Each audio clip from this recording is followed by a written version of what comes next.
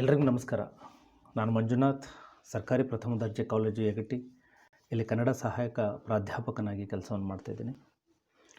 ಕಳೆದ ತರಗತಿಯಲ್ಲಿ ನಾವು ಪಂಪ ಮಹಾಕವಿಯ ಒಂದಷ್ಟು ಪರಿಚಯವನ್ನು ಮಾಡಿಕೊಂಡಿದ್ವಿ. ಈ ತರಗತಿಯಲ್ಲಿ ಆ ನಾಡ ಸಿರಿಯನೇನ ಪೊಗಳ್ವೆಂ ಪದ್ಯಭಾಗವನ್ನು ವಿಸ್ತಾರವಾಗಿ ನೋಡೋಣ. ಮುಖ್ಯವಾಗಿ ಈ ಪದ್ಯವನ್ನು ಪಂಪ ಮಹಾಕವಿಯ ವಿಕ್ರಮಾರ್ಜುನ ವಿಜಯದ ಪ್ರಥಮ ಆಶ್ವಾಸದಿಂದ ಇದನ್ನು ಆಯ್ಕೆ ಮಾಡಿಕೊಂಡಿದ್ದಾರೆ. ಈ ಭಾಗದಲ್ಲಿ ಭರತನ ವಂಶಸ್ಥರು ಸುಂದರವಾಗಿರ್ತಕ್ಕಂತಹ ಹಾಗೂ ವಿಸ್ತಾರವಾಗಿರ್ತಕ್ಕಂತಹ ಕುರುಜಾಂಗಣ ದೇಶದ ರಾಜಧಾನಿಯಾಗಿರ್ತಕ್ಕಂತಹ ಹಸ್ತಿನಾವತಿಯಲ್ಲಿ ರಾಜ್ಯಭಾರವನ್ನು ಮಾಡ್ತಾ ಇದ್ದಾರೆ. ಇಡೀ ಈ ಪದ್ಯದ ಪಂಪ ಭಾರತದ ಮಹಾಭಾರತದ ಕಥೆಗೆ ಚಾಲನೆಯನ್ನು ನೀಡೋದು ಪಂಪ ಮಹಾಕವಿ ಕುರುಜಾಂಗಣದ ಪ್ರಾಕೃತಿಕ ಸೌಂದರ್ಯವನ್ನು ವರ್ಣಿಸುವುದರ ಮುಖಾಂತರವಾಗಿ. ಹೇಗಿತ್ತು ಕುರುಜಾಂಗಣದ ನಿಸರ್ಗ, ಅಲ್ಲಿನ ನಾಡು ಹೇಗಿತ್ತು, ಅಲ್ಲಿನ ಸಂಪತ್ತು ಹೇಗಿತ್ತು, ಪ್ರಾಕೃತಿಕವಾಗಿ ಅಲ್ಲಿನ ಸಮೃದ್ಧತೆ ಹೇಗಿತ್ತು, ನೀರು ಹೇಗಿತ್ತು, ಅಲ್ಲಿನ ಗಿಡ ಮರ ಪಕ್ಷಿಗಳ ವರ್ಣನೆಯ ಮುಖಾಂತರವಾಗಿ ಆತ ಮಹಾಭಾರತದ ಕಥೆಗೆ ಚಾಲನೆಯನ್ನು ಕೊಡ್ತಾನೆ. ಆ ನಾಡು ಹೇಗಿತ್ತು ಅನ್ನೋದನ್ನು ಪಂಪನೆ ಹೇಳುವ ಹಾಗೆ, ಆ ಜಂಬೂ ದ್ವೀಪದ ಒಳಗುಂಟು ನಾಡು ಕುರುಜಾಂಗಣ ನಾಮದಿ ಅಂತ ಆ ಕುರುಜಾಂಗಣ ವಿಷಯದೊಳ್ಳಂತಾನೆ. ಅಂದರೆ ಇಡೀ ಕುರುಜಾಂಗಣ ಪ್ರದೇಶ ಸಮುದ್ರದಿಂದ ಆವೃತವಾಗಿರ್ತಕ್ಕಂತಹ ಜಂಬೂ ದ್ವೀಪ, ಆ ಜಂಬೂ ದ್ವೀಪದ ಒಳಗೆ ಕುರುಜಾಂಗಣ ಎನ್ನುವಂಥ ಹೆಸರಿನಿಂದ ಕೂಡಿರ್ತಕ್ಕಂತಹ ಒಂದು ನಾಡಿದೆ. ಅಂತಹ ನಾಡು ಹೇಗಿದೆ ಪಂಪನೆ ಹೇಳ್ತಾನೆ. ಆ ನಾಡು ಹೇಗಿದೆ ಅನ್ನೋದನ್ನು, ಜಲನೊಳ್ ಒಳ್ಕುತಿರ್ಪ ಪರಿಕಾಲೊಳು ಉರ್ಕೆಗೊಂಡ ನೈದಿಲ ಪೊಸಹು ಒದಳ್ದ ಪೊಸ ನೈದಿಲ ಕಂಪನೆ ಬೀರಿ ಕಾಯಿತ ಕೆಂಗೊಲೆಯೊಳೆ ಜೋಳ್ವ ಶಾಳಿ ನವಶಾಳಿಗೆ ಪಾಯ್ವಶು ಕಾಳಿ ತೋರಿ ಕೈವಲಗಳನ್ನು ಒಪ್ಪಿ ತೋರಿ ಸಿರಿ ನೋಡುಗಂ ಆ ವಿಷಯಾಂತರಾಳದೊಳ್ಳಂತಾನೆ. ಕುರುಜಾಂಗಣ ಪ್ರದೇಶಕ್ಕೆ ಹೋಗಿ ನಿಂತುಕೊಂಡರೆ ಇಡೀ ಕುರುಜಾಂಗಣ ಪ್ರದೇಶದಲ್ಲಿ ನಿಮ್ಮ ಕಿವಿಗೆ ಬೀಳುವ ಶಬ್ದ ಜುಳು ಜುಳು ಜುಳು ಜುಳು ಎಂದು ಶಬ್ದವನ್ನು ಮಾಡುವಂತಹ, ಎತ್ತ ನೋಡಿದರೂ ಎತ್ತ ತಿರುಗಿದರೂ ಕೂಡ ಸಮೃದ್ಧವಾಗಿ ಹರಿಯುವಂತಹ ನೀರಿನ ಪ್ರವಾಹ ನಿಮ್ಮ ಕಿವಿಯನ್ನು ಬಡಿಯುತ್ತೆ. ಶಬ್ದ ಜುಳು ಜುಳು ಎನ್ನುವಂಥ ಕುರುಜಾಂಗಣದ ಭಾಗದಲ್ಲಿ ಎತ್ತ ನೋಡಿದರೂ ಸಿಹಿನೀರಿನ ಸರೋವರಗಳು, ಸಿಹಿನೀರಿನ ಕೆರೆಗಳು, ಸಿಹಿನೀರಿನ ಕಾಲುವೆಗಳು, ಸಿಹಿನೀರಿನ ಜರಿಗಳು ತುಂಬಿ ತುಳುಕ್ತಾ ಇದೆ. ಯಾವುದೇ ಒಂದು ನಾಡು ಸಮೃದ್ಧಿಯಾಗಿರಬೇಕು ಅಂತ ಹೇಳಿದ್ರೆ ಅಲ್ಲಿ ನೀರು ಬಹಳ ಮುಖ್ಯವಾದ ವಸ್ತು. ಹಾಗಾಗಿ ಕುರುಜಾಂಗಣ ಪ್ರದೇಶದ ಎತ್ತ ಭಾಗದಲ್ಲಿ ಯಾವ ಭಾಗಕ್ಕೆ ತೆಗೆದರೂ ಕೂಡ ನಿಮಗೆ ಜುಳು ಜುಳು ಎನ್ನುವಂತಹ ಶಬ್ದ, ನೀರಿನ ಶಬ್ದ ನಿಮಗೆ ಕಿವಿಯನ್ನು ತಾಕುತ್ತದೆ. ಬರೀ ನೀರಿನ ಕಾಲುವೆಗಳಷ್ಟೇ ಅಲ್ಲ, ಆ ನೀರಿನ ಕಾಲುವೆಗಳಲ್ಲಿ ಹರಡಿಕೊಂಡಿರ್ತಕ್ಕಂತಹ ಹೊಸದಾಗಿರ್ತಕ್ಕಂತಹ ಸುಂದರವೂ ಸುಗಂಧವೂ ಭರಿತವಾಗಿರ್ತಕ್ಕಂತಹ ನೈದಿಲೆಯ ಹೂವುಗಳು ಇಡೀ ಆ ಕೊಳದ ತುಂಬೆಲ್ಲ ಹರಡಿಕೊಂಡಿದೆ. ಅಷ್ಟೇ ಅಲ್ಲ, ಎತ್ತ ನೋಡಿದರೂ ಕೂಡ ಕೆಂಪು ಗೊಂಚಲಿನಿಂದ ಜೋತು ಬಿದ್ದಿರ್ತಕ್ಕಂತಹ ಭತ್ತ. ಮುಖ್ಯವಾಗಿ ಭತ್ತದ ಬೆಳೆಗೆ ಸಮೃದ್ಧವಾದಂತಹ ನೀರು ಬೇಕು. ಎಲ್ಲಿ ಸಮೃದ್ಧವಾದಂತಹ ನೀರಿರ್ತದೋ ಅಲ್ಲಿ ಸಮೃದ್ಧವಾಗಿ ಭತ್ತವನ್ನು ಬೆಳೆಯಲಿಕ್ಕೆ ಸಾಧ್ಯ. ಹಾಗಾಗಿ ಕುರುಜಾಂಗಣ ಪ್ರದೇಶದಲ್ಲಿ ಈ ಸಮೃದ್ಧ ನೀರನ್ನು ಬೆಳೆಸಿಕೊಂಡು ಅತ್ಯಂತ ಕೆಂಪು ಗೊಂಚಲಿಂದ ಜೋತು ಬಿದ್ದಿರ್ತಕ್ಕಂಥ ಭತ್ತದ ತೆನೆ ನಿಮಗೆ ಎಲ್ಲಿ ನೋಡಿದರೂ ನಿಮಗೆ ಸ್ವಾಗತವನ್ನು ಮಾಡ್ತದೆ. ಈ ಭತ್ತದ ತೆನೆಗೆ ಹಾರಿ ಬರುವಂತಹ ಗಿಣಿಗಳ ಗುಂಪು, ಇವುಗಳನ್ನೆಲ್ಲ ನೋಡ್ತಾ ಇದ್ದರೆ ಇದು ಕೇವಲ ಕುರುಜಾಂಗಣ ಪ್ರದೇಶವಲ್ಲ, ಯಾವುದೋ ಲಕ್ಷ್ಮೀದೇವಿ ಇಲ್ಲಿ ನೆಲೆಸಿರಬಹುದೋ ಎನ್ನುವ ಭಾವನೆ ಕವಿಗೆ ಉಂಟಾಗುತ್ತೆ ಅಂತ ಹೇಳ್ತಾರೆ. ಹಾಗಾಗಿ ಕುರುಜಾಂಗಣ ಪ್ರದೇಶ ಸಿಹಿನೀರಿನ ನದಿಗಳಿಂದ, ಸರೋವರಗಳಿಂದ, ಕಾಲುವೆಗಳಿಂದ, ಜರಿಗಳಿಂದ ಸಂಪದ್ಭರಿತವಾಗಿದೆ. ಆ ನೀರನ್ನು ಉಪಯೋಗಿಸಿಕೊಂಡು ಅನೇಕ ಬೆಳೆಗಳನ್ನು ಬೆಳೆದು ಅದು ಕೂಡ ಸಂಪದ್ಭರಿತವಾಗಿದೆ. ಅದರ ಜೊತೆಗೇ ಎಲ್ಲಿ ಪ್ರಾಕೃತಿಕವಾಗಿ ಸಂಪದ್ಭರಿತವಾಗಿರುತ್ತೋ ಅಲ್ಲಿ ಸಹಜವಾಗಿ ಪಶು ಪಕ್ಷಿಗಳ ಸಂಖ್ಯೆಯೂ ಕೂಡ ಅಧಿಕವಾಗಿ ಇಡೀ ಪ್ರದೇಶ ಒಂದು ರೀತಿಯ ಲಕ್ಷ್ಮೀದೇವಿ ಆವಾಸ ಸ್ಥಾನ ಎನ್ನುವ ಭಾವನೆ ಕವಿಗೆ ಉಂಟಾಗಿದೆ ಎನ್ನುವಂಥದ್ದನ್ನು ಈ ಒಂದು ಪದ್ಯ ಭಾಗದಲ್ಲಿ ನಾವು ನೋಡಬಹುದು. ಪಂಪ ಮಹಾಕವಿ ಕುರ್ಜಾಂಗಣದ ವರ್ಣನೆಯನ್ನು ಮುಂದುವರೆಸುತ್ತಾ, ಬೆಳೆದೆರಗಿರ್ದ ಕೈವಲನಂ ಬಳಸಿರ್ದ ಪೂತ ಪೂಗುಳಂಗಳಂ ಬಳಸಿರ್ದ ವಿಚಿತ್ರ ನಂದನಾವಳಿಗಳಂ ಬಳಸಿರ್ದ ಮದಾಳಿ ಸಂಕುಲಗಳೇ, ವಿಷಯಾಂಗ ನಾಲುಳಿತ ಕುಂತಳದಂತೆ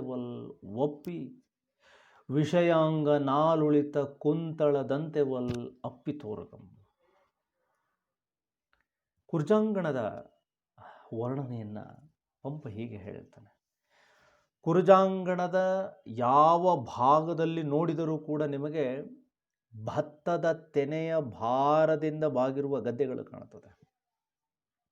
ಸಹಜವಾಗಿ ನೀರು ಎಲ್ಲಿ ಸಮೃದ್ಧವಾಗಿರ್ತದೋ ಅಲ್ಲಿ ಭತ್ತ ಸಮೃದ್ಧವಾಗಿರ್ತಕ್ಕಂಥ ಒಂದು ಬೆಳೆಯಾಗಿರ್ತದೆ. ಇಡೀ ಕುರ್ಜಾಂಗಣ ಪ್ರದೇಶದ ಯಾವ ಭಾಗವನ್ನು ನೋಡಿದರೂ ಕೂಡ ಭತ್ತದ ತೆನೆಯ ಭಾರದಿಂದ ಬಾಗಿರ್ತಕ್ಕಂಥ ಗದ್ದೆಗಳನ್ನು ನೀವು ನೋಡಬಹುದು. ಬರೀ ಗದ್ದೆಗಳಷ್ಟೇ ಅಲ್ಲ, ಆ ಗದ್ದೆಗಳನ್ನು ಸುತ್ತುವರೆದುಕೊಂಡಿರುವ ಹೂವಿನಿಂದ ಕೂಡಿರ್ತಕ್ಕಂಥ ಕೊಳಗಳು ಇಡೀ ಕುರ್ಜಾಂಗಣದ ಎಲ್ಲ ಭಾಗದಲ್ಲಿದೆ. ಆ ಹೂ ಕೊಳಗಳ ಸುತ್ತ ಎತ್ತ ನೋಡಿದರೂ ವಿಚಿತ್ರವಾಗಿರ್ತಕ್ಕಂಥ ತೋಟದ ಸಮೂಹ. ಆ ತೋಟಕ್ಕೆ ನುಗ್ಗಿ ಬರುವಂತಹ ಮದಿಸಿದ ದುಂಬಿಗಳು. ಪಂಪನ ಬಹಳ ವಿಶೇಷವಾದ ವರ್ಣನೆ ಅಂದರೆ ಮದಿಸಿದ ದುಂಬಿ ಅಂತ ಕರೀತಾರೆ. ಸಾಮಾನ್ಯವಾಗಿ ನಾವು ಮದಿಸಿದ ಆನೆಯನ್ನು ಹೇಳ್ತೀವಿ, ಆದರೆ ಇಲ್ಲಿ ಪಂಪ ಮಹಾಕವಿ ಎಂಥದ್ದು ಬಳಸಿರ್ದ ಮದಾಳಿ ಸಂಕುಲಂ ಅಂತಾನೆ. ಮದಾಳಿ ಸಂಕುಲಂ ಅಂತ ಹೇಳಿದ್ರೆ ಮದಿಸಿದ ದುಂಬಿಗಳು, ಮದವೇರಿದಂತಹ ದುಂಬಿಗಳ ಗುಂಪು ಇಡೀ ಆ ತೋಟದಲ್ಲಿರ್ತಕ್ಕಂಥ ಹೂವಿನ ಮಕರಂದವನ್ನು ಹೀರಲಿಕ್ಕೆ ಆವರಿಸ್ಕೊಂಡಿದೆ ಅಂತ ಹೇಳ್ತಾರೆ. ಇಡೀ ಕುರ್ಜಾಂಗಣ ಪಂಪ ಕವಿಯ ಕಣ್ಣಿಗೆ ಹೇಗೆ ಕಂಡಿದೆ ಅಂದರೆ, ಒಬ್ಬ ಸುಂದರವಾದ ಸ್ತ್ರೀಯ ಆಕೆಯ ವಕ್ರವಾದ ಮುಂಗುರುಳಿನ ಹಾಗೆ ಕುರ್ಜಾಂಗಣ ಪ್ರದೇಶ ಕವಿಯ ಕಣ್ಣಿಗೆ ಭಾಸವಾಗಿದೆ ಅನ್ನುವಂಥದ್ದು ಪಂಪ ಮಹಾಕವಿಯ ಕುರ್ಜಾಂಗಣದ ಬಹಳ ವಿಶೇಷವಾಗಿರ್ತಕ್ಕಂಥ ಒಂದು ವರ್ಣನೆ ಇದು. ಮುಂದುವರೆದು ಪಂಪ ಕುರ್ಜಾಂಗಣದ ವರ್ಣನೆಯನ್ನು ಹೀಗೆ ಹೇಳ್ತಾನೆ. ಲಲಿತ ವಿಚಿತ್ರ ಪತ್ರ ಫಲ ಪುಷ್ಪಾಯುತಾಟವಿ ಸ್ವರ್ಕಿದಾನೆಯುಂ ಬೆಳೆವುದು ದೇವಮಾತೃಕಂ ಎನಿಪ್ಪ ಫಲಂ ನವಗಂಧ ಶಾಳಿಯಂ ಬೆಳೆವುದು ರಮ್ಯ ನಂದನ ವನಾಳಿ ವಿಯೋಗಿ ಜನಕ್ಕೆ ಬೇಟಮಂ ಬಳೆವುದು ನಾಡ ಕಾಡ ಬೆಳೆಸ ಆ ವಿಷಯಾಂತರಾಳದೊಳ್ಳಂತ. ಕುರ್ಜಾಂಗಣ ಪ್ರದೇಶದಲ್ಲಿ ನೀವು ಯಾವ ಭಾಗವನ್ನು ನೋಡಿದರೂ ಕೂಡ ಅದು ಅಷ್ಟು ಸುಂದರವಾಗಿದೆ. ಕುರ್ಜಾಂಗಣದ ಯಾವ ದಿಕ್ಕಿನಲ್ಲಿ ನೋಡಿದರೂ ವಿವಿಧ ಎಲೆ, ಹಣ್ಣು, ಹೂಗಳಿಂದ ಕೂಡಿರ್ತಕ್ಕಂತಹ ಸಮೃದ್ಧವಾದ ಕಾಡುಗಳು ನಮಗೆ ಸಿಗುತ್ತದೆ. ಇಷ್ಟು ಸಮೃದ್ಧವಾದಂತಹ ಕಾಡುಗಳು ಮದಿಸಿದ ಆನೆಯನ್ನು ಕೂಡ ಬೆಳೆಸುತ್ತೆ. ಯಾವುದೇ ಒಂದು ಆನೆಗೆ ಸಮೃದ್ಧವಾದಂಥ ಆಹಾರ ಕೊಡಬೇಕಾದರೆ, ಅದರಲ್ಲೂ ಮದಿಸಿದ ಆನೆಗೆ ಆಹಾರವನ್ನು ಕೊಡಬೇಕಾದರೂ ಕೂಡ ಇಡೀ ಪ್ರಕೃತಿ ಅಷ್ಟು ಸಮೃದ್ಧವಾಗಿರಬೇಕು. ಕುರ್ಜಾಂಗಣ ಪ್ರದೇಶ ಸಾವಿರಾರು ಮದಿಸಿದ ಆನೆಗಳನ್ನು ಬೆಳೆಸ್ತಾ ಇದೆ ಅಂದರೆ ಇಡೀ ಕುರ್ಜಾಂಗಣ ಪ್ರಾಕೃತಿಕವಾಗಿ ಎಷ್ಟು ಸಮೃದ್ಧವಾಗಿರಬಹುದು ಎನ್ನುವುದನ್ನು ಪಂಪ ಪರೋಕ್ಷವಾಗಿ ಮದಿಸಿದ ಆನೆಗಳನ್ನು ಬೆಳೆಸುವುದು ಎನ್ನುವ ಮಾತಿನ ಮುಖೇನವಾಗಿ ಹೇಳಿದ್ದಾನೆ. ಅಲ್ಲಿ ಮಳೆಯಿಂದಲೇ ಬೆಳೆಯುವ ಹೊಲಗಳು, ಮಳೆಯನ್ನಾಶ್ರಯಿಸೇ ಬೆಳೆಸ್ತಕ್ಕಂಥ ಹೊಲಗಳು ಕೂಡ ಸುವಾಸನೆಯುಕ್ತವಾಗಿರ್ತಕ್ಕಂತಹ ಭತ್ತವನ್ನು ಬೆಳೆಸ್ತದೆ. ಇಡೀ ಕುರ್ಜಾಂಗಣ ಪ್ರದೇಶದ ರಮ್ಯವಾದ ತೋಟವನ್ನು, ಸುಂದರವಾಗಿರ್ತಕ್ಕಂಥ ತೋಟಗಳನ್ನು ನೋಡಿದರೆ ಕೂಡ ಎಂತಹ ವಿರಹಿಗೂ ಕೂಡ ಪ್ರೀತಿಯ ಭಾವನೆಯನ್ನು ಉಕ್ಕಿಸುವಂತಹ ಶಕ್ತಿ ಕುರ್ಜಾಂಗಣ ಪ್ರದೇಶದ ಕಾಡಿಗಿತ್ತು, ಕುರ್ಜಾಂಗಣ ಪ್ರದೇಶದ ಆ ಗಿಡ ಮರಗಳಿಗೆ ಇತ್ತು ಎನ್ನುವುದು. ಹಾಗಾಗಿ ಈ ದೇಶದ ನಾಡು ಕಾಡಿನಲ್ಲಿ ಬೆಳೆಯುವ ಬೆಳೆ ಪ್ರತಿಯೊಂದು ಬೆಳೆಯೂ ಕೂಡ ಬಹಳ ರುಚಿಯಾಗಿತ್ತು ಎನ್ನುವಂಥದ್ದು ಪಂಪ ಮಹಾಕವಿಯ ಒಂದು ಅಭಿಪ್ರಾಯ. ಪಂಪ ಮಹಾಕವಿ ಮುಂದುವರೆದು ಕುರ್ಜಾಂಗಣದ ವರ್ಣನೆಯನ್ನು ಮುಂದುವರಿಸುತ್ತಾ ಹೀಗೆ ಹೇಳುತ್ತಾನೆ ಮುಂದಿನ ಪದ್ಯದಲ್ಲಿ. ಆವ ಅಲರುಂ ಪಣ್ಣುಂ ಬೀತೋವವು ಆವ ಅಲರುಂ ಪಣ್ಣುಂ ಬೀತೋವವು ಗಡ ಬೀಯವಲ್ಲಿ ಮಲ್ಲಿಗೆಗಳು ಇಮ್ಮಾವುಗಳ್ ಎಂದೊಡೆ ಇನ್ ಪೆರತಾವುದು ಸಂಸಾರ ಸಾರ ಸರ್ವಸ್ವ ಫಲಂ. ಆವ ಅಲರುಂ ಪಣ್ಣುಂ ಬೀತೋವವು ಗಡ ಬೀಯವಲ್ಲಿ ಮಲ್ಲಿಗೆಗಳು ಇಮ್ಮಾವುಗಳು ಎಂದೊಡೆ ಇನ್ ಪೆರತಾವುದು ಸಂಸಾರ ಸಾರ ಸರ್ವಸ್ವ ಫಲಂ. ಸಾಮಾನ್ಯವಾಗಿ ಹೂವುಗಳಾಗಲಿ ಹಣ್ಣುಗಳಾಗಲಿ ಆಯಾ ಕಾಲಮಾನಕ್ಕೆ ಆಯಾ ದಿನಮಾನಕ್ಕೆ ಬಂದು ಮುಗಿದು ಹೋಗುವುದು ಸಾಮಾನ್ಯವಾದಂತಹ ವಾಡಿಕೆ. ಆದರೆ ಕುರ್ಜಾಂಗಣ ಪ್ರದೇಶದ ಹೂವು ಮತ್ತು ಹಣ್ಣು, ಇಲ್ಲಿನ ಹೂವುಗಳು ಹಣ್ಣುಗಳಿದಾವಲ್ಲ, ಇದಕ್ಕೆ ವ್ಯತಿರಿಕ್ತವಾದಂಥವು. ಕುರ್ಜಾಂಗಣ ಎಷ್ಟು ಸಮೃದ್ಧವಾಗಿತ್ತು ಅಂತ ಹೇಳಿದ್ರೆ, ಕುರ್ಜಾಂಗಣ ಪ್ರದೇಶದಲ್ಲಿರ್ತಕ್ಕಂತಹ ಹೂವುಗಳಾಗಲಿ ಹಣ್ಣುಗಳಾಗಲಿ ಯಾವುದೇ ಬಗೆಯ ವಸ್ತುಗಳಾಗಲಿ ಪ್ರಾಕೃತಿಕವಾದ ಯಾವುದೇ ವಸ್ತುಗಳು ಅವು ಎಂದಿಗೂ ಮುಗಿದು ಹೋಗ್ತಾ ಇರಲಿಲ್ಲ. ಚೈತ್ರ ಮಾಸದಲ್ಲಿ ಕಾಣುವಂತಹ ಮಾವಿನ ಹಣ್ಣು ಕೇವಲ ಚೈತ್ರ ಮಾಸಕ್ಕಲ್ಲದೆ ಸರ್ವಕಾಲಕ್ಕೂ ಕೂಡ ಕುರ್ಜಾಂಗಣ ಪ್ರದೇಶದಲ್ಲಿ ಕಾಣ್ತಾ ಇತ್ತು. ಎಲ್ಲ ಬಗೆಯ ಹಣ್ಣುಗಳು ಎಲ್ಲ ದಿನಮಾನಗಳಲ್ಲೂ ಕೂಡ ಕಾಣಿಸಿಕೊಳ್ಳುವಷ್ಟು ಸಮೃದ್ಧವಾಗಿ ಕುರ್ಜಾಂಗಣ ಪ್ರದೇಶ ಇತ್ತು ಅಂತ ಪಂಪ ಮಹಾಕವಿ ಹೇಳ್ತಾನೆ. ಹೀಗಿದ್ದ ಮೇಲೆ ಸಂಸಾರ ಸಾರ ಸರ್ವಸ್ವ ಫಲ ಬೇರೆ ಯಾವುದಿದೆ ಅನ್ನೋದು ಪಂಪನ ಪ್ರಶ್ನೆ. 10ನೇ ಶತಮಾನದ ಕಾಲಘಟ್ಟದಲ್ಲಿ ಪಂಪ ಕಂಡಂಥ ಕುರ್ಜಾಂಗಣ ಪ್ರದೇಶ ಎಷ್ಟು ಪ್ರಾಕೃತಿಕವಾಗಿ ಸಮೃದ್ಧವಾಗಿದೆ. ಪ್ರಾಯಶಃ ನಾವು ಇವತ್ತಿನ ದಿನಮಾನಕ್ಕೂ 21ನೇ ಶತಮಾನದ ಕಾಲಘಟ್ಟದಲ್ಲೂ ಮತ್ತು ಪಂಪನ ಕಾಲಘಟ್ಟದಲ್ಲೂ ಇರ್ತಕ್ಕಂತಹ ಪ್ರಾಕೃತಿಕ ಚಿತ್ರಣಗಳನ್ನು ನೋಡಿದ್ರೆ ಎಷ್ಟು ವ್ಯತ್ಯಾಸಗಳಿದೆ. ಪಂಪನ ಕಾಲಘಟ್ಟದಿಂದ ತೇಜಸ್ವಿಯ ಕಾಲಘಟ್ಟಕ್ಕೆ ಬರೋದು ಅಷ್ಟೊತ್ತಿಗೆ ಇಡೀ ಪ್ರಕೃತಿಯಲ್ಲಾಗಿರ್ತಕ್ಕಂಥ ಬದಲಾವಣೆಗಳೇನು, ಪ್ರಕೃತಿಯಲ್ಲಿರ್ತಕ್ಕಂಥ ಆತಂಕಗಳೇನು, ಇಷ್ಟು ಸಮೃದ್ಧವಾದ ಕಾಡು ಹಾಗಾದರೆ ಎಲ್ಲಿ ಹೋಗಿತ್ತು? ಹಾಗಾದರೆ ಪಂಪ ಇದನ್ನು ಸುಮ್ಮನೆ ಹೊಗಳಿದನ? ಖಂಡಿತ ಇಲ್ಲ. ಇಲ್ಲಿಗೆ 1000 ವರ್ಷಗಳ ಹಿಂದೆ ಕರುನಾಡು ಎಷ್ಟು ಸಮೃದ್ಧವಾಗಿತ್ತು ಅಂತ ಹೇಳಿ ಪರೋಕ್ಷವಾಗಿ ಕುರ್ಜಾಂಗಣದ ಈ ಪದ್ಯದ ಮುಖೇನವಾಗಿಯೇ ನಾವು ಕನ್ನಡ ನಾಡನ್ನು ಕಂಡುಕೊಳ್ಳಬಹುದು ಅನ್ನೋದು. ಹಾಗಾಗಿ ಕುರ್ಜಾಂಗಣ ಪ್ರದೇಶದಲ್ಲಿ ಸರ್ವಕಾಲದಲ್ಲೂ ಸರ್ವ ಋತುವಿನಲ್ಲೂ ಸರ್ವ ಫಲಗಳು ಇರ್ತಾ ಇತ್ತು.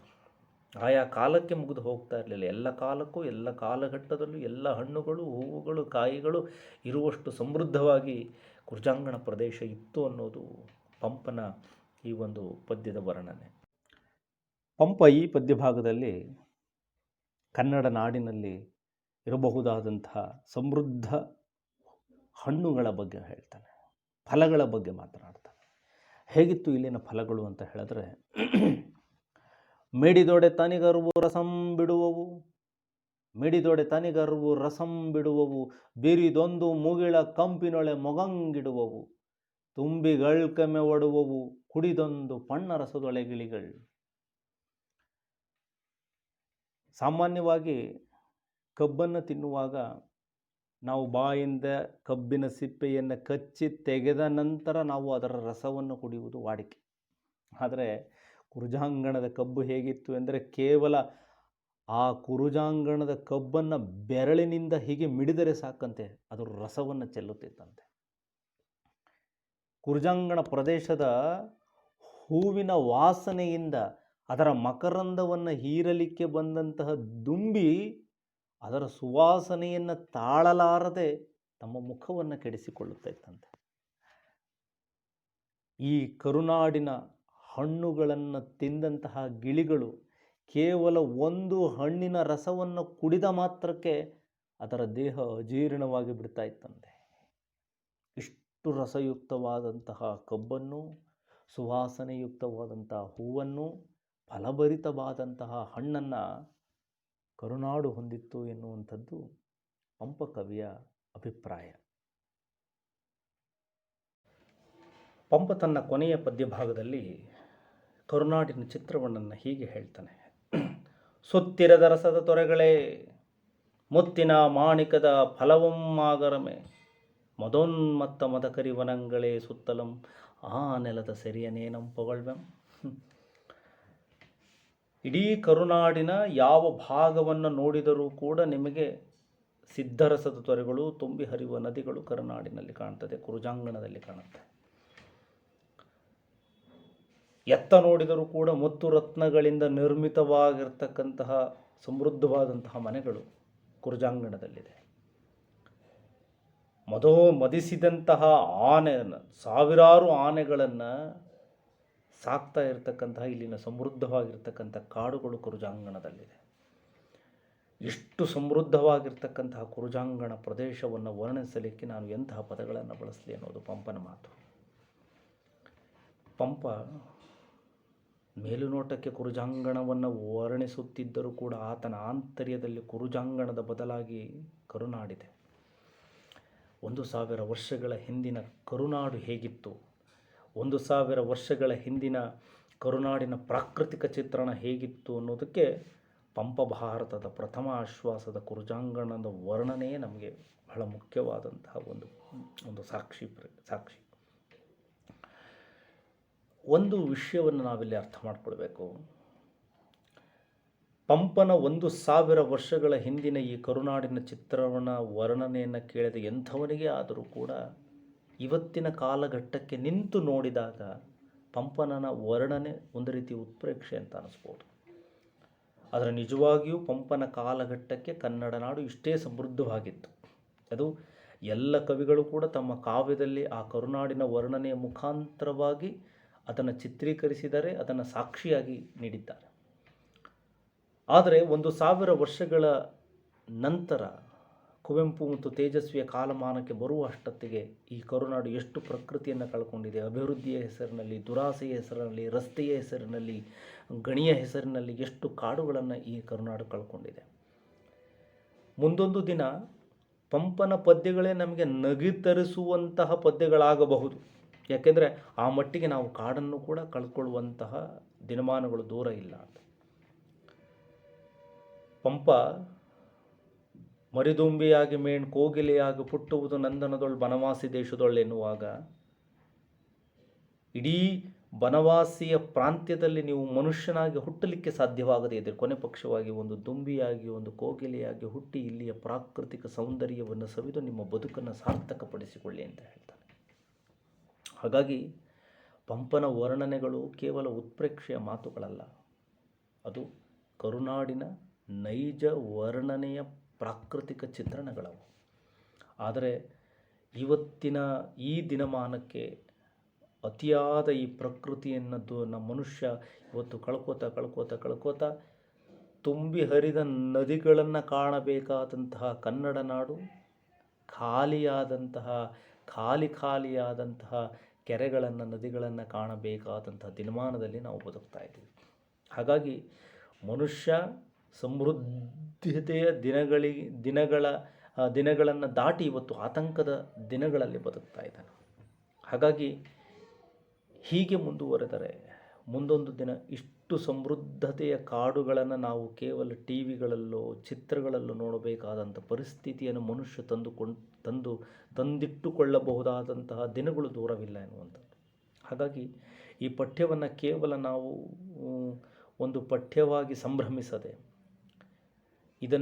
ಇಂತಹ ಒಂದು ಪ್ರಕೃತಿಯನ್ನು ಮತ್ತೆ ಪುನಃ ಸ್ಥಾಪಿಸುವ, ಇಂತಹ ಪ್ರಾಕೃತಿಕ ವೈಭವವನ್ನು ಮತ್ತೆ ಮರುಸೃಷ್ಟಿಸುವಂತಹ ಅವಕಾಶವನ್ನು ಮತ್ತೆ ಇದನ್ನು ತರಲೇಬೇಕಾಗಿರ್ತಕ್ಕಂತಹ ಮತ್ತೆ ಇಂತಹ ಸಮೃದ್ಧ ಪ್ರಕೃತಿಯನ್ನು ನಿರ್ಮಾಣ ಮಾಡುವಂತಹ ಒಂದು ನೈತಿಕ ಜವಾಬ್ದಾರಿಯನ್ನು ಈ ಪಠ್ಯದ ಮುಖೇನವಾಗಿ ನಮ್ಮ ಯುವ ವಿದ್ಯಾರ್ಥಿಗಳು ವಹಿಸಬೇಕಾದಂಥ ಒಂದು ನೈತಿಕ ಜವಾಬ್ದಾರಿ ಇದೆ. ಹಾಗಾಗಿ ಕಾಡು ನಮ್ಮದು, ಈ ಕಾಡನ್ನು ಕಾಪಾಡಬೇಕಾಗಿರ್ತಕ್ಕಂತಹ ನೈತಿಕ ಹೊಣೆಗಾರಿಕೆ ನಮ್ಮದು ಅನ್ನೋದು ಪಂಪ ಮಹಾಕವಿಯ ಆ ನಾಡ ಸಿರಿಯನೇನ ಪೊಗಳ್ವೆಂ. ಅಂದರೆ ಪಂಪನ ಕಾಲಘಟ್ಟದ ಪ್ರಾಕೃತಿಕ ವೈಭವವನ್ನು ನಾವು ಮತ್ತೆ ಸೃಷ್ಟಿ ಮಾಡಬೇಕಾದ್ರೆ ಮತ್ತೆ ನಾವೆಲ್ಲರುಗಳು ಕೂಡ ಒಂದು ರೀತಿಯ ಈ ಪ್ರಕೃತಿಯನ್ನು ಉಳಿಸಿಕೊಳ್ಳುವ ಮತ್ತು ಅದನ್ನು ಅಭಿವೃದ್ಧಿಪಡಿಸುವ ಪ್ರಯತ್ನವೇನಾದರೂ ನಡೆದರೆ ಮತ್ತೆ ಪಂಪನ ಕಾಲಘಟ್ಟ ಮರುಕಳಿಸಬಹುದೇನೋ ಎನ್ನುವಂತಹ ಆಶಾವಾದ ಈ ಪಠ್ಯದ ಮುಖೇನವಾಗಿ ನಾವೆಲ್ಲರೂ ಅಂದ್ಕೊಳ್ಬಹುದೇನೋ ಅಂತ ಹೇಳಿ. ಸೊ ಇಷ್ಟು ಪಂಪ ಭಾರತದ ಪ್ರಥಮ ಆಶ್ವಾಸದಲ್ಲಿ ಕುರ್ಜಾಂಗಣದ ವರ್ಣನೆಯನ್ನು ಈ ರೀತಿಯಾಗಿ ಮಾಡ್ತಾನೆ. ನೀವು ಹೆಚ್ಚಿನ ಮಾಹಿತಿಯನ್ನು ಯಾರಾದರೂ ಓದುವಂಥವರಾದರೆ ಪಂಪಭಾರತ, ಈ ಪಂಪಭಾರತ ದೀಪಿಕೆ ಅಥವಾ ಪಂಪಭಾರತಂ ಎಸ್ ಅನಂತ ರಂಗಾಚಾರ್ಯ ಅವರವರ ಪಠ್ಯಪುಸ್ತಕವನ್ನು ನೀವು ಹೆಚ್ಚಿನ ಮಾಹಿತಿಗಾಗಿ ವಿದ್ಯಾರ್ಥಿಗಳು ಗಮನಿಸ್ಕೊಳ್ಬಹುದು.